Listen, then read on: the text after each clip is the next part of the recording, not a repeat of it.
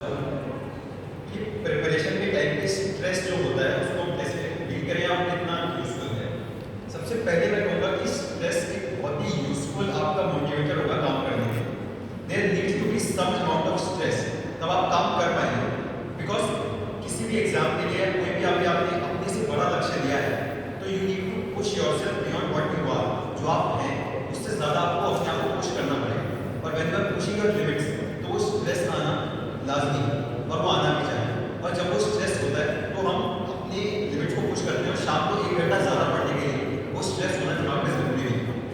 But at the same time मैं कहूँगा कि स्ट्रेस को अपने प्रोसेस तक लिमिटेड रखें। फॉर एग्जाम्पल जब आप रात दिन में पढ़ रहे हैं, जिस टाइम आप प्रिपरेशन कर रहे हैं एग्जाम की, उस टाइम पे हल्का सा स्ट्रेस हो, but at the same time जब आप परफॉर्म करने वाले हैं वहाँ पे अपने स्ट्रेस को हावी ना होना। एक स्टोइक एकदम है कि आप उन्हीं चीज़ों को सिर्फ बदल सकते हैं जो आपके कंट्रोल में है।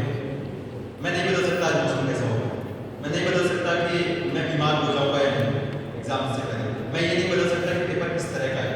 तो इन सब चीज़ों का स्ट्रेस लेना मुझे लगता है कि सही नहीं है। आप रिजल्ट का भी स्ट्रेस ना लें, आप सिर्फ इस चीज़ का स्ट्रेस लें कि जो मैंने सुबह सोचा था वो मैं शाम को पूरा कर पाया है।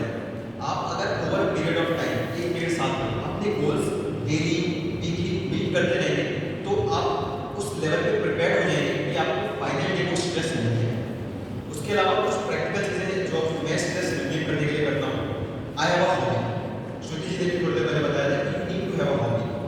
8 घंटे पढ़ने के बाद या 7 घंटे पढ़ने के बाद आपके पास एक माइंड को काम करने के लिए, माइंड को वापस रिफ्रेश करने के लिए हॉबी होनी चाहिए, तभी आप अगले दिन दोबारा सुबह 8 घंटे के लिए पहुँच पाएंगे। अगर आपके पास वो हॉबी नहीं होगी, आपके पास लोग नहीं होंगे